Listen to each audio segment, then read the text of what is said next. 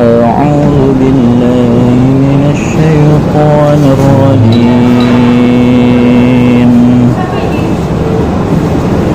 لا تعتذروا قد كفرتم بعد إيمانكم إن نعف عن طائفة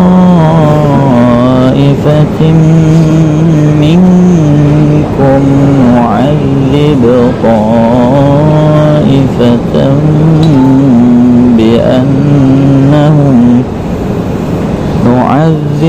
طائفة بأنهم كانوا مجرمين صدق الله العظيم.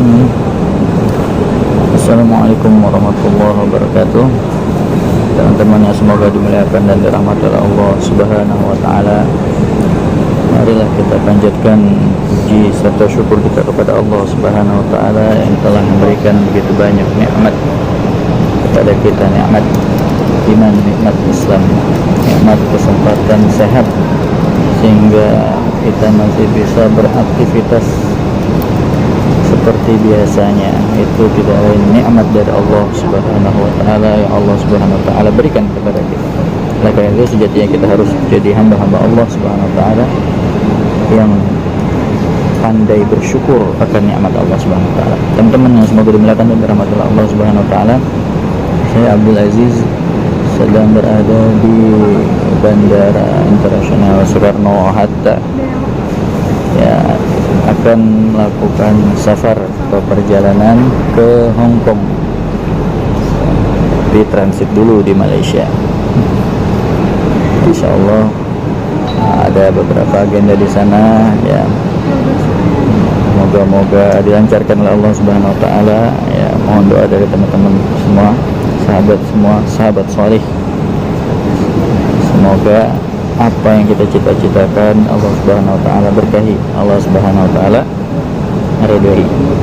Teman-teman yang semoga dimuliakan dan dirahmati Allah Subhanahu wa taala, baru-baru ini ada seseorang yang menghina, mengejek Rasulullah sallallahu alaihi wasallam. Suri tauladan bagi kita, contoh terbaik bagi kita umat Islam yang akan menolong kita nanti di akhirat. Belakangan ini sering sekali orang mengeluarkan lisan yang kotor kepada Rasulullah SAW. Tapi beliau katanya sih sudah klarifikasi terhadap videonya, ya. Yang mudah-mudahan Allah Subhanahu wa taala berikan hidayah bagi kita semua, agar kita diberikan petunjuk untuk mengarungi kehidupan yang fana ini. Tetapi apakah sampai di situ saja para jamaah sekalian, ketika ada orang yang berbuat salah, ya, kemudian minta maaf selesai? Ya, memang wajib kita ketika kita berbuat salah dan kita minta maaf, tapi apakah selesai? Ya, then everything is okay, back as usual gitu? Ya, apakah sudah selesai dan kembali seperti biasa? Tentu tidak, ya. Orang yang bersalah wajib meminta maaf kepada orang yang dia zalimi. Ya. Sebaliknya, harap dicatat hak dari orang yang dizalimi untuk memaafkan atau tidak memaafkan orang yang menzalimi itu. Jadi hak dia ketika dia dizalimi oleh orang lain, kemudian orang lain minta maaf kepada dia, itu hak dia mau maafin atau tidak. Tetapi kalau dia memaafkan, itu sangat besar pahalanya di sisi Allah Subhanahu wa taala, sebagaimana Allah Subhanahu wa taala jelaskan dalam surah Al-Baqarah surat kedua di ayat yang ke-263. Tapi kok nggak dimaafin, bagaimana nasibnya para jamaah sekalian? Ya, ini berbuat salah kepada manusia. Nah, bagaimana kalau kita berbuat salah kepada Rasulullah SAW? Ya, sungguh rugi nanti dia di akhirat, sangat merugi, menjadi hamba yang muflis.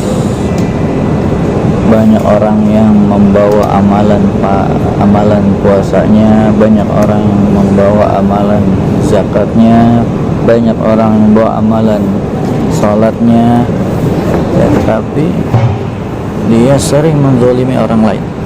Ya, bahkan Rasulullah SAW ya diolok-olok, melecehkan baginda Nabi SAW. Ya, itu tidak sama dengan mengolok-olok manusia. Ya. Ya, sebab ini kaitannya adalah dengan akidah, keimanan seseorang. Bagaimana mungkin orang yang beriman mengolok nabinya sendiri? Ya. Maka sungguh sangat berbahaya, ya, ketika lisan kita berani mengeluarkan statement-statement yang menghina Rasulullah SAW. Ya, sebagaimana tadi kan saya bacakan ayatnya dalam surat ke-9, ya, surat At-Taubah, di ayat yang ke-66 di juz yang ke-10 halaman sebelah kanan, letaknya di tengah. Kata Allah Subhanahu wa taala, la ta'tadiru, ya, qad kafartum ba'da imanikum. Tidak usah minta maaf, ya. Sungguh kalian telah kafir pada Allah Subhanahu wa taala. Sudah kafir setelah beriman. Tapi jika kami, kata Allah Subhanahu wa taala, memaafkan sebagian dari kamu, karena apa? Karena dia bertaubat. Misalnya kami akan mengazab golongan yang lain yang nggak mau bertaubat. Ya, sesungguhnya mereka adalah orang-orang yang selalu berbuat dosa, ya, dengan memperolok-olok Rasulullah SAW. Ya, itu merupakan dosa. Ngolok-olok manusia aja nggak boleh, apalagi ngolok-olok Nabi Yuna Muhammadin Sallallahu Alaihi Wasallam. Sekarang bagaimana menyikapi para penista baginda Nabi Sallallahu Alaihi Wasallam? Ya, sederhana saja.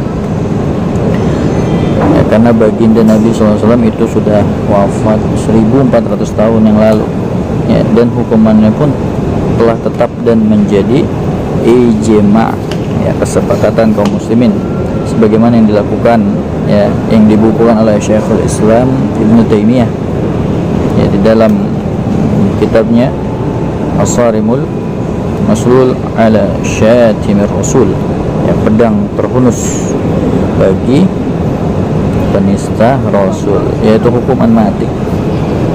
Ya, ini fiqih Islam. Ya, namun karena kita tidak hidup, ya, di negara yang menegakkan syariat Allah Subhanahu wa taala, ya, kan harusnya yang melakukan hal demikian itu ulil amri. Ya, tapi karena kita berada di negara Kesatuan Republik Indonesia yang kita cintai, ya, maka si penista itu harus ditahzir, ya, dijauhkan dari masyarakat, diperingatkan kepada manusia, kepada rakyat, kepada masyarakat, ya, akan kejahatannya, dan dihajar, dikucilkan, ya, di excommunication, ya. Dan kalau bisa diproses secara hukum yang berlaku, ya. Ini bukan berarti minta tolong kepada hukum togut, tidak, tapi upaya apapun yang bisa dilakukan untuk menghukumi si penista, nah, tersebut, ya. Adapun kalau masih merasa diri muslim, maka tidak usah-usahlah kita merasa sok bijak, ya, tidak usah membuat narasi-narasi, ya, buat narasi-narasi cetek, narasi-narasi murahan, ya, nggak perlu untuk membela orang yang sudah menghina Rasulullah SAW. Nggak pantas lah Rasulullah digituin. Orang kata kata Allah Subhanahu wa taala dalam surat ke-33 surat Al-Ahzab di juz yang ke-21 di ayat yang ke-21 halaman sebelah kiri letaknya paling bawah. Kata Allah Subhanahu wa taala, laqad kana lakum fi rasulillahi uswatun hasanah. Sungguh ada pada diri Rasulullah sallallahu alaihi wasallam suri tauladan yang baik.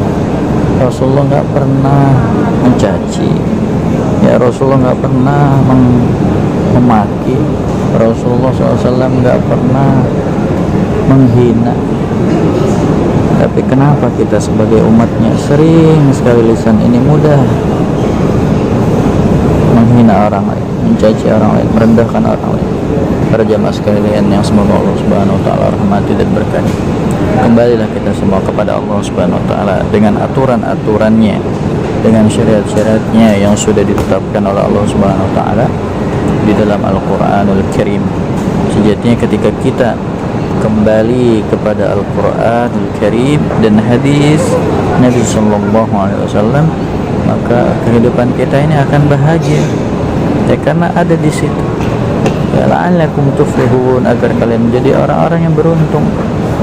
Ya, la'allakum turhamun, agar kalian menjadi orang-orang yang disayang sama Allah, yang dirahmati sama Allah Subhanahu wa taala. Oleh karena itu, ya ihfad lisanak, jaga ya lisan kamu. Ya, jaga lisan kita para jamaah sekalian. Ya, karena lisan ini kalau sudah menyakiti orang lain sulit disembuhkan. Sulit disembuhkan para jemaah. Bagaimana kalau nanti orang yang kita zalimi itu meminta keadilan di hadapan Allah Subhanahu wa taala?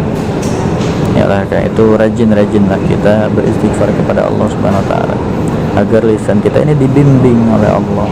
Ya, kalau orang yang selalu mengucapkan kalimat thayyibah, kalimat-kalimat yang baik, maka seakan-akan kalimatnya itu masuk ke dalam hatinya, ya, dan hatinya akan mengekspos, akan mengeksplor apa yang ada di dalam hatinya, kemudian keluar untuk menjadi kata-kata.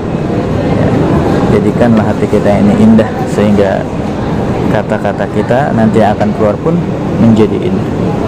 Ya, para jemaah sekalian yang semoga Allah Subhanahu wa taala rahmati dan berkahi, yang mudah-mudahan bermanfaat.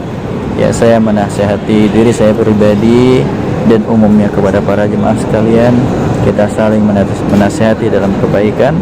Ya, semoga Allah Subhanahu wa taala kumpulkan kita nanti di surganya Allah Subhanahu wa taala tanpa harus lewat nerakanya Allah Subhanahu wa taala. Kurang lebih mohon maaf. Saya Abdul Aziz. Wassalamualaikum warahmatullahi wabarakatuh.